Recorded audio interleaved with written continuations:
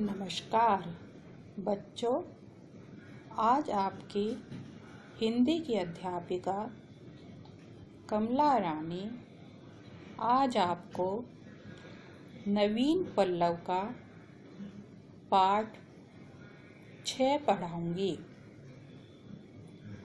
जिसका नाम है सीखो। यह एक कविता है और इसके कवि श्रीनाथ सिंह जी हैं।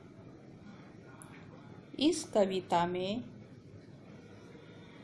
कवि ने प्रकृति के बारे में बताया है। प्रकृति हमारी सबसे बड़ी शिक्षिका है। वह हमें अपने प्रत्येक रूप से आगे बढ़ने का संदेश देती है। अब हम सीखो कविता का सस्वर वाचन करेंगे और इसके भाव को समझेंगे कि प्रकृति से हम क्या क्या सीख सकते हैं।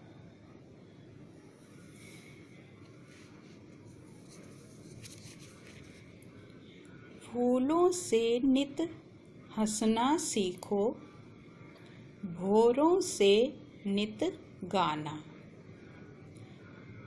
तरु की झुकी डालियों से नित सीखो शीश झुकाना। सीख हवा के झोंकों से लो, हिलना जगत हिलाना। दूध और पानी से सीखो, मिलना और मिलाना। सूरज की किरणों से सीखो, जगना और जगाना। लता और पेड़ों से सीखो, सबको गले लगाना। अब हम इसका भावार्थ देखेंगे।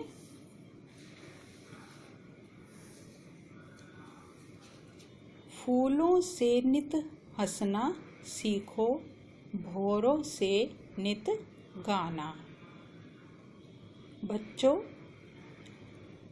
फूलों से हमें हंसना सीखना चाहिए, अर्थात जिस तरह रंग बिरंगे फूल सभी को अपनी ओर आकर्षित करते हैं, उसी तरह हमें भी अपनी मुस्कान से सभी को अपना बनाना चाहिए। भौरों से नित गाना। जिस तरह भंवरे गुनगुन करके घूमते रहते हैं, उसी तरह हमें भी मधुर ध्वनि में गाना गाना चाहिए। तरु की झुकी डालियों से नित सीखो शीश झुकाना।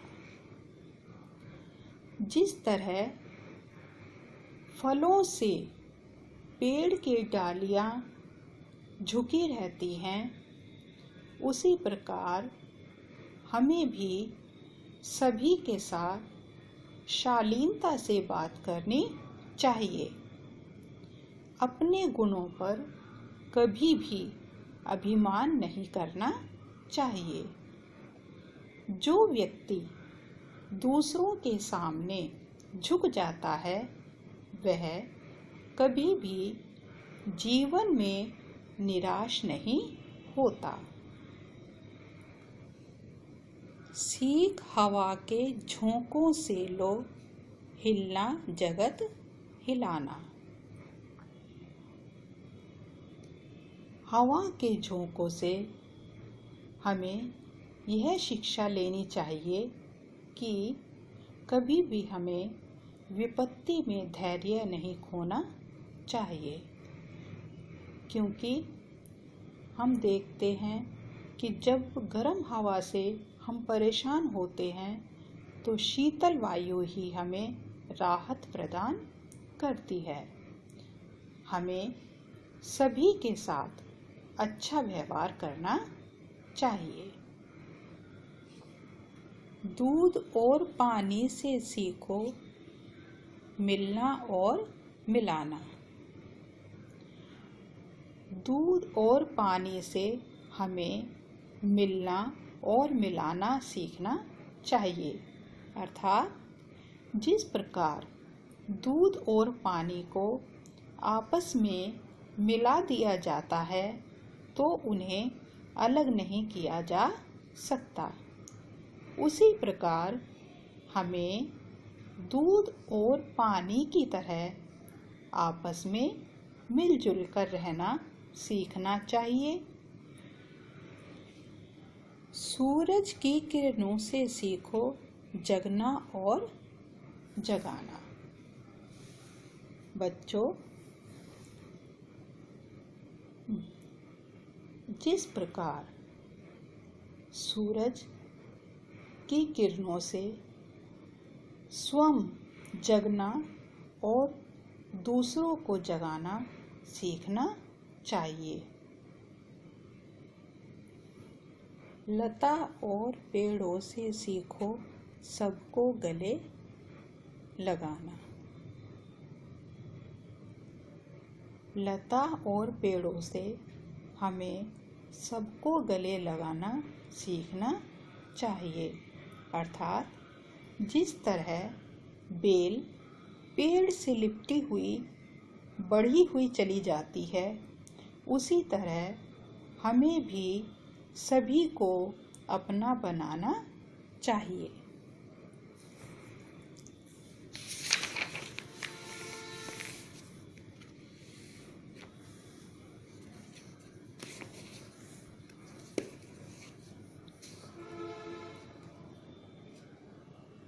वर्षा की बूंदों से सीखो सबसे प्रेम बढ़ाना। मेहंदी से सीखो सब ही पर अपना रंग चढ़ाना। मछली से सीखो स्वदेश के लिए तड़पकर मरना। पतझड़ के पेड़ों से सीखो दुख में धीरज धरना। दीपक से सीखो जितना हो सके अंधेरा हरना।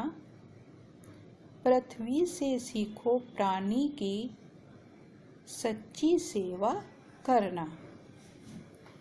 जलधारा से सीखो आगे जीवन पथ पर बढ़ना। और धुएं से सीखो हरदम ऊंचे ही पर चढ़ना। अब इसका भावार्थ देखते हैं बच्चों। वर्षा की बूंदों से सीखो सबसे प्रेम बढ़ाना। जिस प्रकार जब वर्षा की बूंदें पृथ्वी पर पड़ती हैं तो सभी को समान रूप से शीतलता प्रदान करती हैं, उसी प्रकार हमें भी सभी के साथ अच्छा व्यवहार करना चाहिए। मेहंदी से सीखो सभी पर अपना रंग चढ़ाना। मेहंदी से हमें दूसरों पर अपना रंग चढ़ाना सीखना चाहिए। अर्थात जिस तरह मेहंदी दूसरों के हाथों पर लगकर अपनी छाप छोड़ जाती है, उसी तरह हमें भी दूसरों से अच्छा व्यवहार करके उनके ऊपर अपनी छाप छोड़नी चाहिए। मछली से सीखो स्वदेश के लिए तड़पकर मरना। मछली से हमें अपने देश के लिए तड़पकर मर जाना सीखना चाहिए। जिस प्रकार मछली को यदि पानी से बाहर निकाल दिया जाए तो वह जीवित नहीं रह सकती, उसी तरह हमें भी अपनी मातृभूमि के लिए अपने प्राणों को न्यौछावर कर देना चाहिए। पतझड़ के पेड़ों से सीखो दुख में धीरज धरना। पतझड़ के पेड़ों से हमें दुख में धैर्य रखना सीखना चाहिए। जिस प्रकार जब गर्मी का मौसम आता है तो सभी पेड़ अपने पत्ते नीचे पृथ्वी पर गिरा देते हैं, उस समय वे धैर्य धारण करते हैं, क्योंकि कुछ समय बाद जब वर्षा ऋतु आती है तो उन पेड़ों पर फिर से नवीन पल्लव अर्थात नए पत्ते आने लगते हैं और फिर से वे हरे भरे हो जाते हैं। उसी तरह हमें भी दुखों से घबराना नहीं चाहिए, बल्कि धैर्य धारण करना चाहिए, क्योंकि जब दुख के बाद सुख आता है तो उस सुख का अनुभव कुछ अलग ही आनंद देता है। दीपक से सीखो जितना हो सके अंधेरा हरना। दीपक से हमें अंधेरा दूर करना सीखना चाहिए। देखो, जब हमारी लाइट चली जाती है तो एक दीपक ही अपनी रोशनी से पूरे कमरे में उजाला कर देता है। उसी तरह हमें भी ज्ञान रूपी दीपक से अज्ञान रूपी अंधकार को दूर करना चाहिए। पृथ्वी से सीखो प्राणी की सच्ची सेवा करना।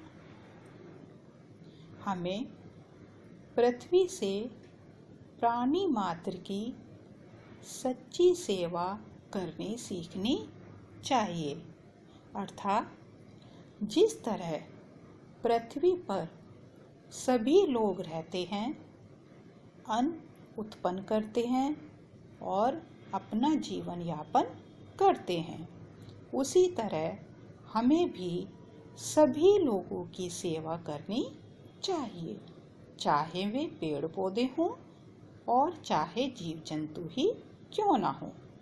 हमें निस्वार्थ भाव से सभी की सच्ची सेवा करनी चाहिए। जलधारा से सीखो आगे जीवन पथ में बढ़ना। हमें जल की धारा से अपने जीवन पथ पर निरंतर आगे बढ़ते रहना सीखना चाहिए। जिस प्रकार जल की धारा नदियों में निरंतर आगे ही बढ़ती रहती है, पीछे नहीं लौटती है, उसी तरह हमें भी जीवन में आगे ही उन्नति के पथ पर बढ़ते रहना चाहिए, पीछे मुड़कर नहीं देखना चाहिए। और धुएं से सीखो हरदम ऊंचे ही पर चढ़ना। धुएं से हमें ऊंचाई पर चढ़ते रहना सीखना चाहिए। जिस प्रकार धुआं ऊपर की तरफ जाता है, उसी तरह हमें भी उन्नति के शिखर पर पहुंचना चाहिए। तो बच्चों, हमने इस पूरे पोयम का सस्वर वाचन किया और इसके भावार्थ को समझा। अब हम इसके शब्दार्थ पढ़ेंगे। पहला शब्द है नित। नित माने रोज। तरो, तरो मीन्स वृक्ष। लता, बेल। स्वदेश, अपना देश। पतझड़, पत्तों का गिरना। हरना, इसका अर्थ है दूर करना। जलधारा, जल की धारा। पथ, पथ का अर्थ है रास्ता। ये कठिन शब्द हैं। पहला शब्द है भौरा। दूसरा शब्द है किरणों। तीसरा शब्द है स्वदेश। पतझड़, पृथ्वी। इसके बाद अब ये प्रश्न उत्तर हैं, हम इनके उत्तर लिखेंगे। पहला है पेड़ों की झुकी डालियों से क्या सीखना चाहिए। हमने भावार्थ में देखा था पेड़ों की झुकी डालियों से हमें शीश झुकाना सीखना चाहिए। दूसरा क्वेश्चन है मिलना और मिलाना कौन सिखाता है। आंसर है मिलना और मिलाना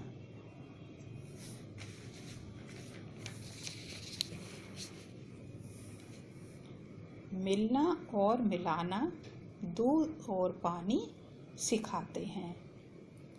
तीसरा क्वेश्चन है लता और पेड़ हमें क्या सिखाते हैं।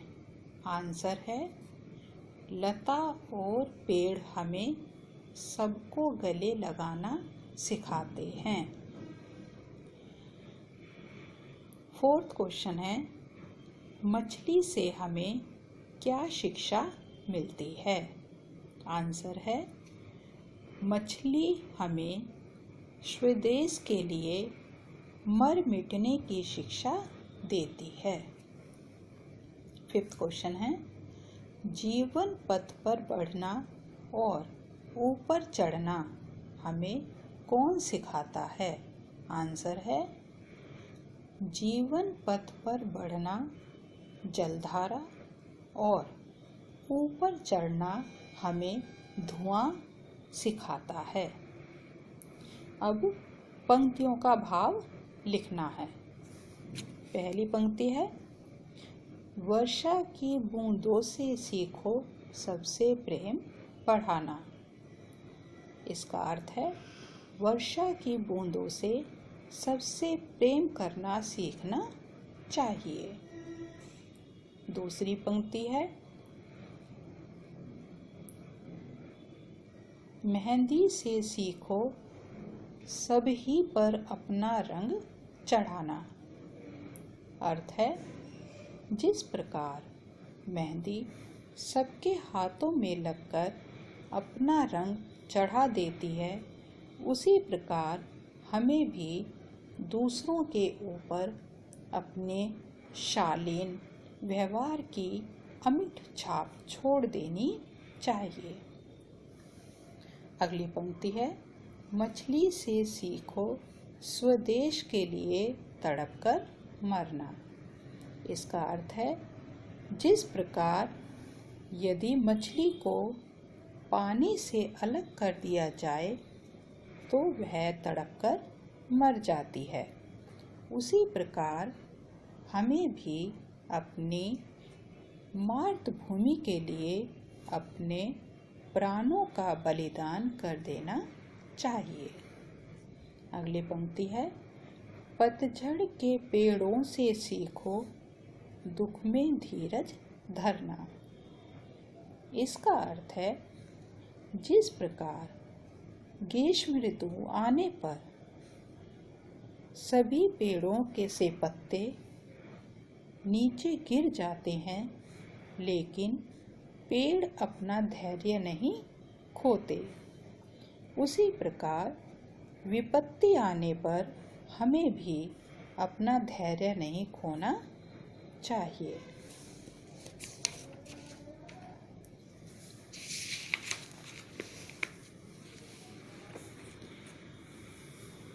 बच्चों, अब अगला क्वेश्चन है, समझिए और लिखिए।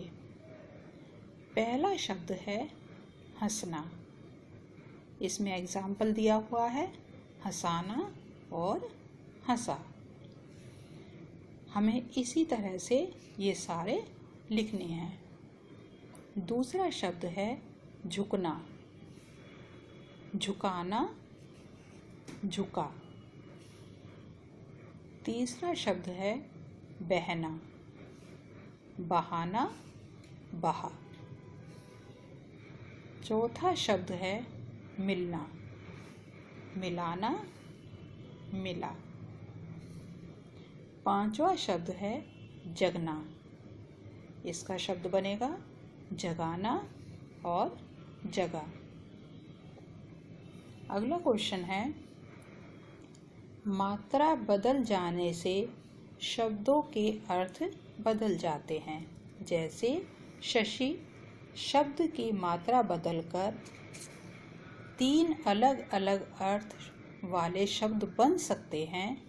इसी तरह के और शब्द दिए गए हैं, इसके अर्थ लिखिए। पहला है शशि। शशि मीन्स चंद्रमा। दूसरा है शीशी, कांच की छोटी बोतल। तीसरा है शीश, इसका अर्थ है सिर। तो शशि में जब मात्रा बदल दी जाती है तो उनके शब्द भी बदल जाते हैं और शब्द बदलने से उनके अर्थ में भी परिवर्तन आ जाता है। उसी तरह नीचे के शब्द। दूसरा है मत। मत का अर्थ होता है विचार। मात, मात, मात दे देना यानी कि हराना। माता, माता का अर्थ होता है माँ या जननी। तीसरा शब्द है हल। हल का मतलब होता है समाधान, या एक हल यंत्र भी होता है जिससे खेतों की जुताई की जाती है। हाल, हाल का अर्थ होता है दशा, हालत। तीसरा है हाला। इसका अर्थ होता है मदिरा यानी कि शराब। चौथा शब्द है बल। बल का अर्थ होता है शक्ति। बाल, बाल का अर्थ होता है केश। बाला, बाला का अर्थ होता है लड़की। अब अगला क्वेश्चन है, निम्नलिखित शब्दों की वर्तनी शुद्ध कीजिए, यानी कि स्पेलिंग सही करनी है। पहला शब्द है सिख। इसमें मात्रा गलत है, इसका मतलब हमें मात्रा सही करके सही शब्द लिखना है। तो इसका अर्थ बनेगा सीख। इसमें छोटी की मात्रा है, यहाँ पर बड़ी की मात्रा है। दूसरा शब्द है अधेरा। अधेरा में चंद्र बिंदु नहीं है, तो ये सही शब्द बनेगा अंधेरा। तीसरा शब्द है सूरज। सूरज में छोटे ऊ की मात्रा है, तो इसका सही शब्द बनेगा सूरज, बड़े ऊ की मात्रा।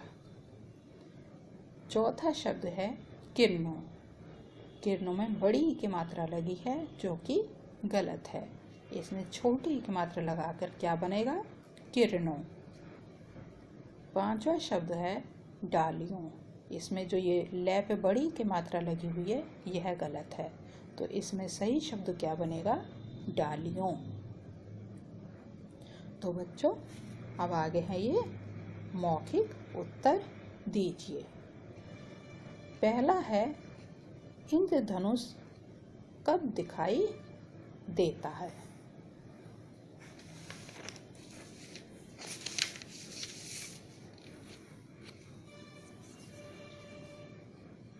कब दिखाई देता है?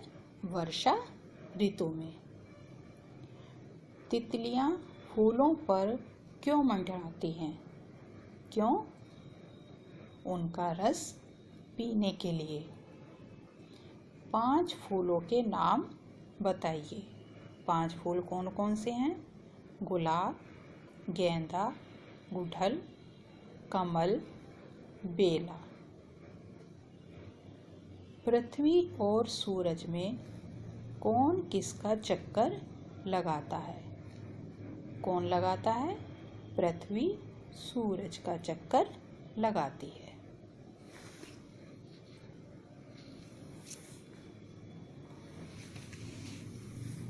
अब ये बच्चों दिया हुआ है नीचे, कुछ अलग करें। प्रकृति हमें शक्ति देती है, सुरक्षित संरक्षित करती है। हमारा दायित्व है कि हम भी प्रकृति उपादानों जैसे नदियाँ, वृक्ष आदि को हानि न पहुँचाएं, अन्यथा हमारा स्वयं का जीवन संकट में पड़ जाएगा। अपने पर्यावरण को प्रदूषित होने से बचाना हमारा परम कर्तव्य है। आप अपने आस पास रोज की ही तरह के प्रदूषण घटित होते हुए देखते होंगे। प्रकृति को प्रदूषण से बचाने के लिए क्या क्या उपाय हो सकते हैं, इस बात पर अपने विचार 5 वाक्यों में अपनी अभ्यास पुस्तिका में लिखिए। अब 5 वाक्य कौन से हैं? नंबर 1, सरकार द्वारा शहरी नागरिकों को पौधारोपण के लिए प्रोत्साहित करना। दूसरा है, शहरों गांव में वाहनों का प्रयोग कम से कम हो तथा जोर से हॉर्न बजाने पर रोक जरूरी। तीसरा, खेती, वन तथा जंगलों का योग्य तरीके से रखरखाव करना। चौथा, वन विभाग द्वारा पेड़ों को कटने से बचाना। और 5वां, पॉलीथीन का प्रयोग न करते हुए रद्दी पेपर से बनी थैलियों और कपड़े से बनी थैलियों का प्रयोग करना।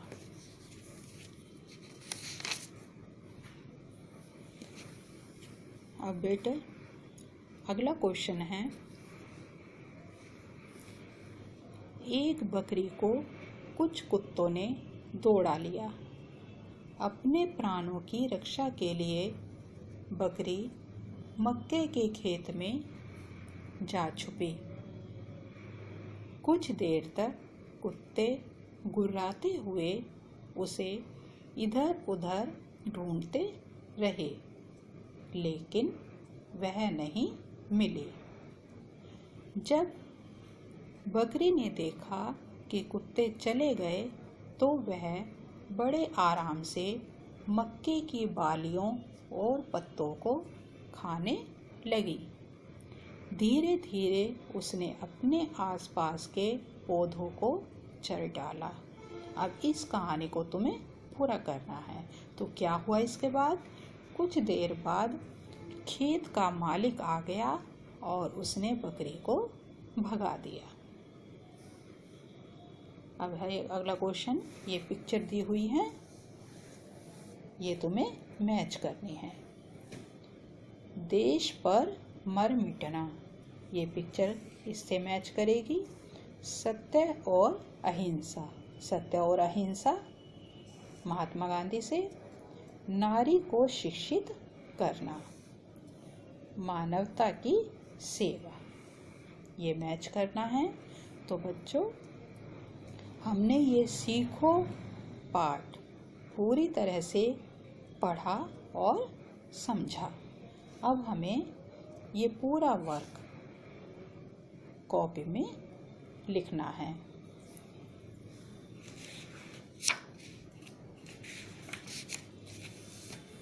जब आप कॉपी में काम करोगे तो सबसे पहले क्या लिखेंगे? लेसन का नाम सीखो। उसके बाद कौन सा पार्ट है? पार्ट 6। उसके बाद ये पूरी पोयम,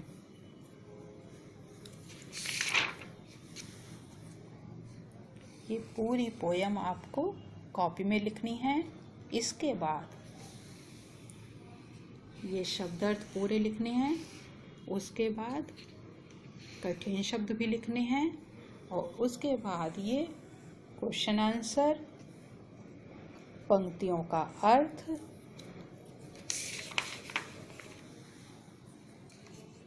समझिए और लिखिए। ये पूरा काम भी कॉपी में करना है।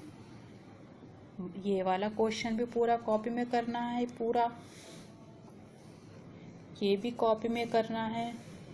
और फिर ये मौखिक उत्तर हैं, ये भी आपको कॉपी में करने हैं। ये भी आपको कॉपी में करने हैं।